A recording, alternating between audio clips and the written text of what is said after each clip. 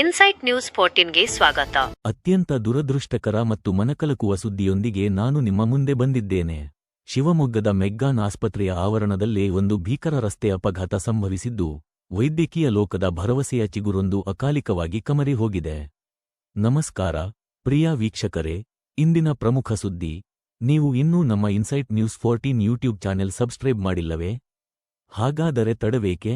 ಕೂಡಲೇ ಸಬ್ಸ್ಕ್ರೈಬ್ ಮಾಡಿಕೊಳ್ಳಿ. ಶಿವಮೊಗ್ಗದ ಸಿಮ್ಸ್ ವೈದ್ಯಕೀಯ ಕಾಲೇಜಿನ ಆವರಣದಲ್ಲಿ ಇಂದು ಮಧ್ಯಾಹ್ನ ವಿಧಿಯಾಟಕ್ಕೆ ಇಬ್ಬರು ಪ್ರತಿಭಾವಂತ ವಿದ್ಯಾರ್ಥಿನಿಯರು ಬಲಿಯಾಗಿದ್ದಾರೆ. ಮೆಗ್ಗಾನ್ ಆಸ್ಪತ್ರೆಯ ಆವರಣದಲ್ಲೇ ನಡೆದ ಭೀಕರ ಅಪಘಾತದಲ್ಲಿ ಮೊದಲ ವರ್ಷದ ಪೀಡಿಯಾಟ್ರಿಕ್ ಮಕ್ಕಳ ತಜ್ಞೆ ವಿದ್ಯಾರ್ಥಿನಿ ಲಾವಣ್ಯ ಸ್ಥಳದಲ್ಲೇ ಮೃತಪಟ್ಟಿದ್ದಾರೆ. ಮೃತ ಲಾವಣ್ಯ ಅವರು ಉಡುಪಿ ಜಿಲ್ಲೆಯ ಕಾರ್ಕಳ ಮೂಲದವರಾಗಿದ್ದು, ಕೇವಲ 25 ವರ್ಷ ವಯಸ್ಸಿನವರಾಗಿದ್ದರು. ಜುಪಿಟರ್ ಸ್ಕೂಟರ್ನಲ್ಲಿ ಸಂಚರಿಸುತ್ತಿದ್ದಾಗ ವೇಗವಾಗಿ ಬಂದ ನೀರಿನ ಟ್ಯಾಂಕರ್ ಲಾರಿಯೊಂದು ವಿದ್ಯಾರ್ಥಿನಿಯರಿದ್ದ ಸ್ಕೂಟರ್ಗೆ ಡಿಕ್ಕಿ ಹೊಡೆದಿದೆ. ಅಪಘಾತದ ತೀವ್ರತೆಗೆ ಲಾವಣ್ಯ ಅವರು ಕೊನೆಯುಸಿರೆಳೆದಿದ್ದು, ಅವರ ಜೊತೆಗಿದ್ದ ಮತ್ತೊಬ್ಬ ವಿದ್ಯಾರ್ಥಿನಿ ಜವೇರಿಯಾ ಅವರ ಸ್ಥಿತಿ ಅತ್ಯಂತ ಗಂಭೀರವಾಗಿದೆ ಎಂದು ತಿಳಿದುಬಂದಿದೆ.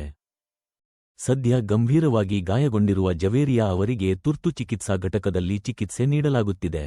ಇನ್ನು ಮೃತ ಲಾವಣ್ಯ ಅವರ ಪಾರ್ಥಿವ ಶರೀರವನ್ನು ಮರಣೋತ್ತರ ಪರೀಕ್ಷೆಗಾಗಿ ಮೆಗ್ಗಾನ್ ಶವಾಗಾರಕ್ಕೆ ಸ್ಥಳಾಂತರಿಸಲಾಗಿದೆ.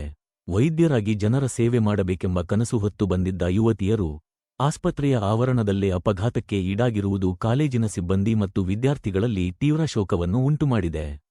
ಸ್ಥಳಕ್ಕೆ ಪಶ್ಚಿಮ ಸಂಚಾರಿ ಪೊಲೀಸರು ಪ್ರಕರಣ ದಾಖಲಿಸಿಕೊಂಡಿದ್ದಾರೆ. ಅಧಿಕಾರಿಗಳು ಭೇಟಿ ನೀಡಿ ಪರಿಶೀಲನೆ ನಡೆಸುತ್ತಿದ್ದು, ಟ್ಯಾಂಕರ್ ಚಾಲಕನ ನಿರ್ಲಕ್ಷ್ಯವೇ ಈ ಘಟನೆಗೆ ಕಾರಣ ಎಂಬ ಆಕ್ರೋಶ ವ್ಯಕ್ತವಾಗಿದೆ. ಕೇವಲ 25ನೇ ವಯಸ್ಸಿನಲ್ಲಿ ಕಾರ್ಕಳದ ಪ್ರತಿಭಾನ್ವಿತ ವಿದ್ಯಾರ್ಥಿನಿಯನ್ನು ಕಳೆದುಕೊಂಡ ಕುಟುಂಬದ ಆಕ್ರಂದನ ಮುಗಿಲು ಮುಟ್ಟಿದೆ. ಮುಂದಿನ ಸುದ್ದಿಗಳನ್ನು ವೀಕ್ಷಿಸಲು ನೋಡ್ತಾ ಇರಿ ಇನ್ಸೈಟ್ ನ್ಯೂಸ್ 14.